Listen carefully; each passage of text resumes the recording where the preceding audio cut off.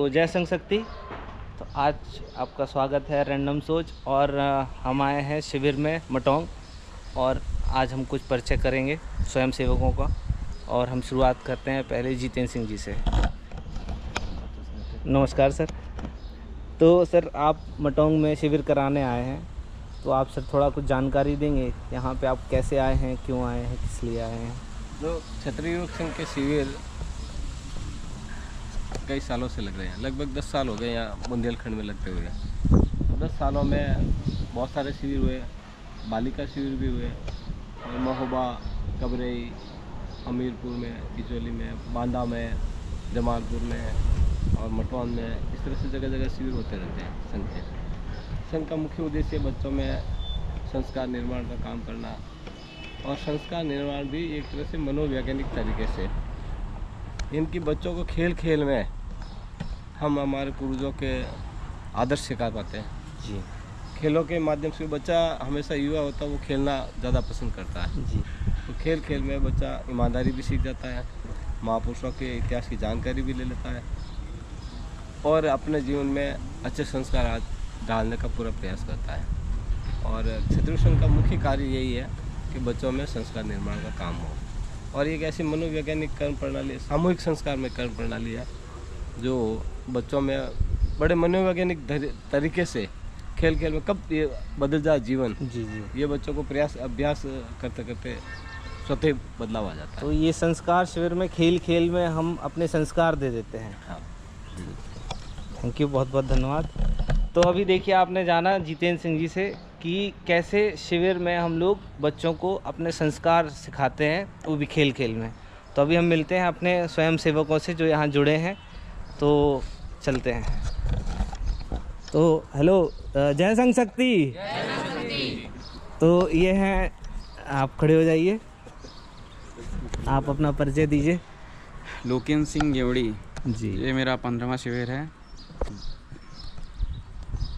ये 15वां शिविर है मेरा और 2015 से संघ से जुड़े हैं। तो आपने क्या सीखा और आप इसको अपने नॉर्मल जीवन में कैसे आप इम्प्लीमेंट पहले करते तो हैं? ये मेरी आदत थी कि मैं किसी के सामने बोल ही नहीं पाता था जी। अगर कोई मेरे घर पे भी आ जाए और खाना खा रहा होता था तो अलग जाता था। लेकिन जब से संघ में आए तो धीरे धीरे देखा भी और राजस्थान भी गए, हर जगह का माहौल देखा कि किस तरीके से आज के समय में युवा काम कर रहे हैं।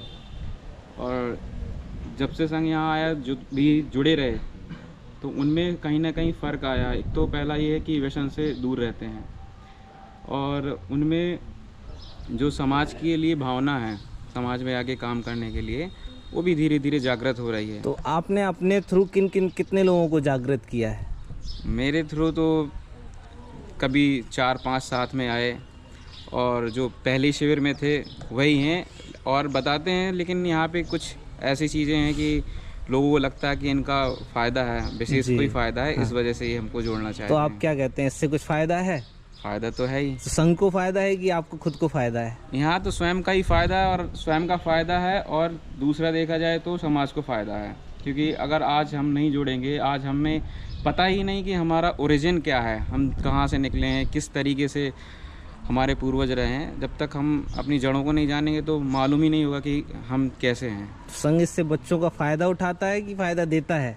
संघ फ़ायदा देता है। हाँ। यदि आप संघ से किसी फ़ायदे के लिए जुड़ेंगे तो शायद, अगर आप भौतिक तरीके से देखेंगे तो संघ में कोई फ़ायदा नहीं होता है। लेकिन अगर आप देखेंगे, आत्ममंथन करेंगे तो बहुत फ़ायदा है। उसके फ़ायदे इतने हैं कि गिना ही नहीं पाएंगे। चलिए, बहुत अच्छी बात है। तो आप संघ से जुड़ के फ़ायदा ही फ़ायदा है और उसमें से आप बोलना सीख गए हैं। बोलना सीख गए हैं और अपना जो हिस्ट्री है वो भी जान लिया है। हाँ, आपने।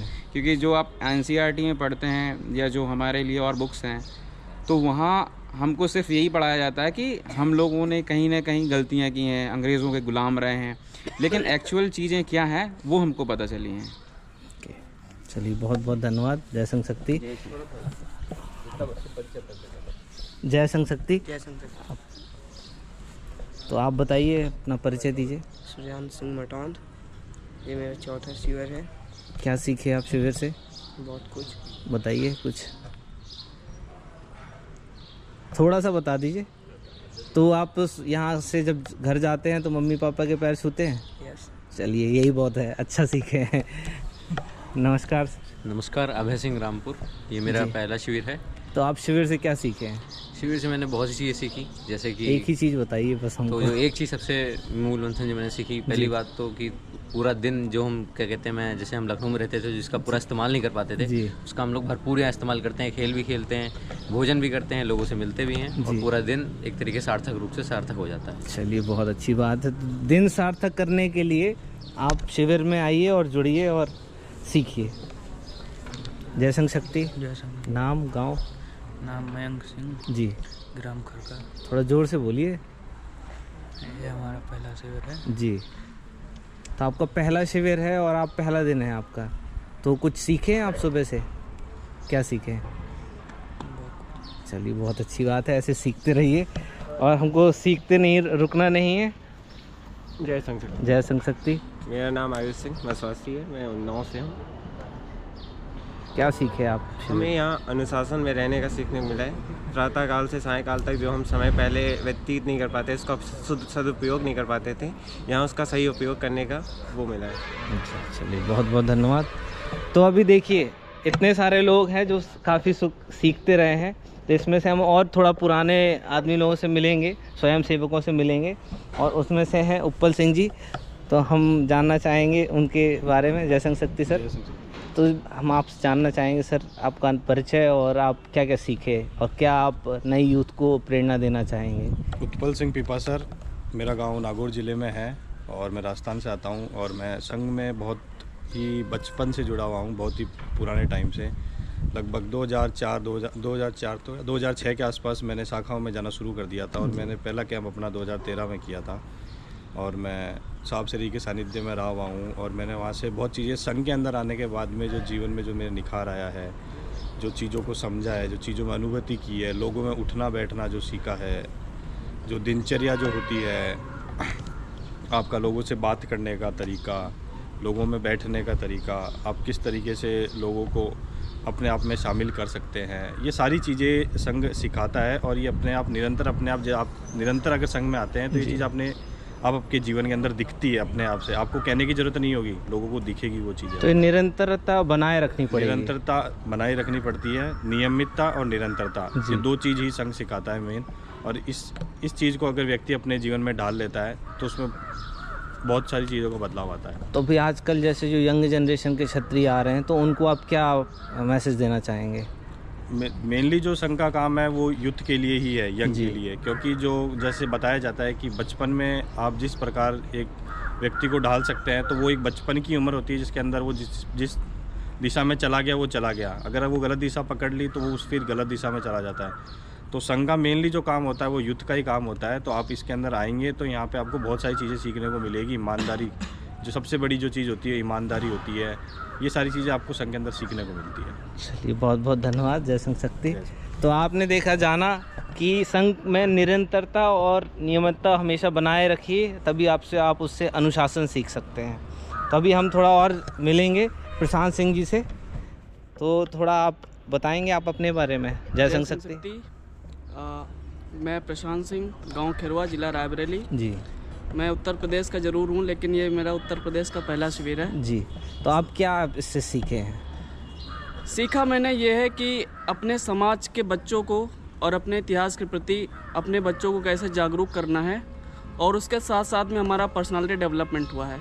बहुत सी चीज़ें हैं जो हम शर्म महसूस करते हैं समाज में अपनी बात को रखने के लिए, तो ये सीखा है। और दूसरा ये है कि मैं सोता बहुत था लेट मॉर्निंग तक जी, तो अब ये है कि जब से संघ में आया हूँ तो समय से उठ जाता हूँ। बहुत बहुत धन्यवाद। तो देखिए आप जब संघ से जुड़ते हैं तो आप कुछ ना कुछ, हर स्वयं सेवक कुछ ना कुछ सीखता है।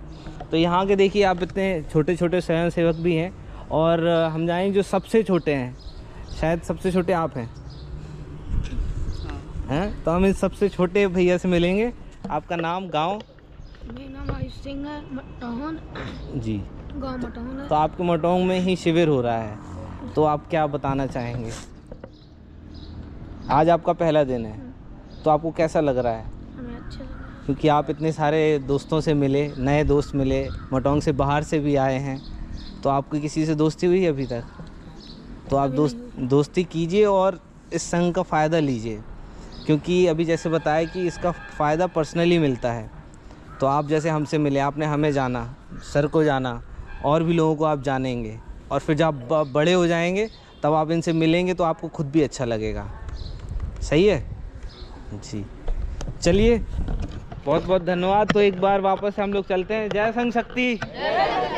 चलो भाई, बहुत बहुत धन्यवाद आप लोगों का। Thank you.